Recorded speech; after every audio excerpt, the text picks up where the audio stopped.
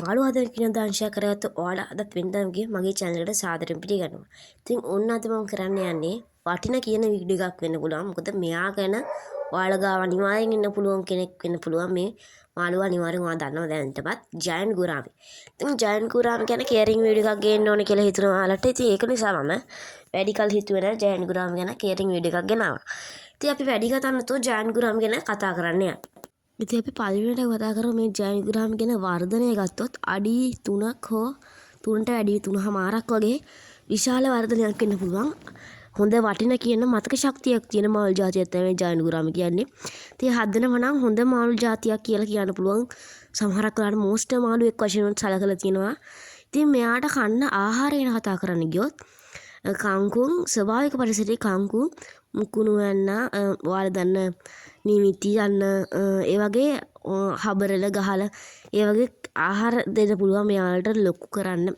ඉතින් මෙයාලට අවුල් කාලය කිව්වොත් අවුරුදු 20ක් විතර කාලයක් මෙයාලා ජීවත් පුළුවන් හොඳින් සැලකුවොත්. ඉතින් මේ මාළු జాතිය උපරිම වර්ධන අවුරුදු 20ක් නිසා මේ මාළු జాතියේ ලොකු වර්ධනයක් වෙන්න පුළුවන් හොඳ මාළු జాතියක් කියලා අපිට ගන්න හැකියාව තියෙනවා. ඉතින් අපි ඊළඟට කතා කරමු මෙයාට දෙන්න හොඳ ඇක්වේරියම් එකේ මේ කෑම. ඉතින් මේ ජයන්ට් ගුරාමි දෙන ඇක්වේරියම් කෑම ගැන කතා කරන්න ගියොත් ඔයාලට හොඳ හයි ප්‍රෝටීන් කෑමක් දෙන්න හැකියාව තියෙනවා. මොකද මෙයාලා ඉක්මන් වර්ධනයක් කරගන්න පුළුවන්. වයසට වඩා ලොකු වර්ධනයක් ගන්න පුළුවන් මාළු జాතියක් නෙවෙයි. ඒක නිසා ඒත් මම කියන්නේ හයි ප්‍රෝටීන් කෑමක් දුන්නත් මෙයාලා ඉක්මනට ලොකුවට වර්ධනය කරගන්න හැකියාව තියෙනවා. ඉතින් මේ මාළු జాතිය ඔයාලා ගාව ඉන්නවනම් අනිවාර්යෙන් පහලින් කමෙන්ට් කරන්න. ඔයාලට අවශ්‍ය මොනවද මේ මාළු ගැන තව දැනගන්න තියෙන දේවල් තියෙනවා නම් පහලින් කමෙන්ට් කරන්න. මොකද මම ඊළඟ වීඩියෝ එකෙන් Q&A ප්‍රශ්න මේකක් කරනවා. ඉතින් ඒක මම අන්තිමට කියන්නම්. ඉතින් මේ මාළු జాතිය ගැන ඊළඟට කතා කරලා ටැංකිය. ටැංකිය ගැන කතා කරන්න ගියොත් පුණ්ඩයක් වගේ යූස් කරනවා නම් වඩාත් හොඳයි. මොකද මේ මාළු జాතියන්ගේ වර්ධනයට ගොඩක්ම බලපානවා. ඉතින් ඒක නිසා ඔයාලා අනිවාර්යෙන් ජයන්ට් ගුරාමි හදනවා නම් පොණ්ඩ එකක් හදන එක වඩාත් සුදුසුයි. මොකද ටැංකියකට වඩා මෙයාලා පොණ්ඩ එක ඉක්මම වර්ධනයක් තියෙනවා. ඉතින් ඊට අමතරව ගත්තොත් මේ මාළු జాතියන්ගේ කොටා ගන්න එක ගත්තොත් කොටා ගන්නවා මේ මාළු జాතිය. මොකද සමහරක් කාට මැරෙනකම් එක මාළුවෙක් කොටන්න පුළුවන්.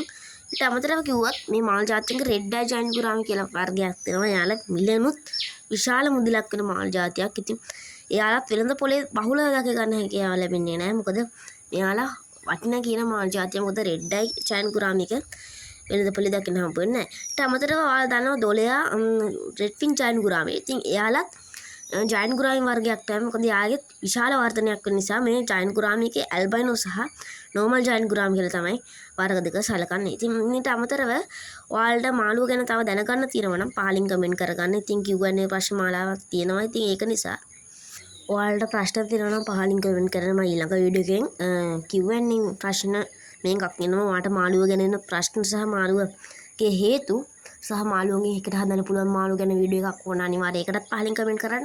ඉතින් මේ මාළුවා ගත්තොත් පොණ්ඩයක් මේ හොඳ. ඉතින් ඒක නිසා මේ මාළුවා ස්වභාවික පරිසරයේ දකින්න පුළුවන් මාළු జాතියක්. මොකද මෙයාලා දොලය කියන මාළු జాතිය. ඔයාලට දොලය තෙප්පිලිය වගේ එක එක විවිධ නම් ප්‍රදේශවලින් එක එක ප්‍රදේශවල එක එක නම් වලින් සැලකනවා. ඉතින් මේක නිසා මේ මාළු జాතිය ඉතාමත්ම හොඳයි. මොකද වර්ධන වේගය ගත්තොත් කාලෙට තමයි වර්ධනය වෙන්නේ. ඔයාලා ලොකු වර්ධනයක් ගන්න හැකියාව තියෙනවා. ඒත් ඔයාලට සාමාන්‍ය වර්ධන ප්‍රමාණයක් තමයි ගන්න පුළුවන්. මොකද මෙයාලා කාලෙත් එක්ක වර්ධනය වෙන මාළු జాතියක් නිසා. දැන් අවුරුදු 20ක් වගේ කාලයක් ඉන්නවා නම් මාළුවෙක් එකපාරට ලොකු වෙලා මදි. ඒක වැඩි. එතකොට මාළුව ඊට වඩා ලොකු වෙන්න බලනවා. ඉතින් උපරිම වර්ධනය අඩි 3ක් නිසා මේ මාළුව සෑහෙන වටින කියන මාළුවෙක් වෙනවා. මොකද ඔයාලා හදනවා නම් අනිවාර්යෙන් වැදගත්ම මාළු జాතියක් තමයි මේ ජයන්ට් ගුරාමි කියන්නේ. ඉතින් ඔන්න ඔහොමම වීඩියෝ එකේ අවසානයට එන්න බලනවා. ඉතින් මොකද ජයන්ට් ගුරාමි ගැන තව මට මගහැරිච්ච දේවල් තියෙනවා නම් පහලින් කමෙන්ට් කරන්න. මම ආයෙත් අලුත් වීඩියෝ එකකින් ගේන්න. එහෙනම් ඔයාලට ජයන්ට් ගුරාමි හදන්න අයිඩියා එකක් තියෙනවා නම් පහලින් කමෙන්ට් එකක් දාගෙන යන්න. මොකද තව ඉස්සරහට කෙයරින් වීඩියෝ එකක් ඕන මාළු ඉන්නව නම් අනිකටත් පහලින් කමෙන්ට් කරන්න. මොකද මේක ගොඩක්ම හොඳ මාළු జాතියක් නිසා ජයන්ට් ගුරාමිත් එක්ක හදන්න පුළුවන් හොඳ මාළු වර්ග කිහිපයක් ගැන වීඩියෝ එකකුත් මම ඉස්සරහට ගේන්නම්. මොකද මම තාමත් ජයන්ට් ගුරාමි හදනවා. මොකද ජයන්ට් ගුරාමි මගේ අඩියකට ආසන්න ප්‍රමාණයක් දැන් ලොකු වෙලා තියෙනවා. ඉතින් ඒක නිසා ජයන්ට් ගුරාමි හදනකොට මාත් මගේ අතින් වෙච්ච මිස්ටේක් වැරදිච්ච ඒවා ඔයා හරි ගස්සගෙන ඔයාලට තමයි මේ කෙයරින් වීඩියෝ එක ගෙනාවේ. ජයන්ට් ගුරාමිත් එක්ක එකට හදන්න පුළුවන් මාළු ගැන අපි ඊළඟට කතා කරමු. ඒක තමයි වටිනම දේ. ඔයාලට හදනවා නම් තව පාකු ඇතුළු වෙනත් මෝස්ට මාළුත් එක හදන්න පුළුවන්. මං කියන්නේ මෝස්ට මාළුත් එක නැතුව සාමාන්‍ය වර්ධනයක් වල ගුරාමි මාළුත් එක හදන්න හැකියාව තියෙනවා. ඉතින් ඔන්න ඕක තමයි වැදගත්ම කරුණු ටික. ඉතින් පහලින් කමෙන්ට් එකක් දාන්නම් ජයන් ගුරාමිත් එක්ක හදන්න පුළුවන් මාළු ගැන කේරින් වීඩියෝ එකක් ජයන් ගුරාමිත් එකට හදන්න පුළුවන් මාළු ගැන වීඩියෝ එකක් ඕන නම් අනිවාර්යෙන් පහලින් කමෙන්ට් කරන්න. එහෙනම් මේ වීඩියෝ එක අවසානට එනවා. එහෙනම් අලුත් වීඩියෝ එකකින් හම්බ වෙමු. එතෙක් ඔයාලට සුබ දවසක්.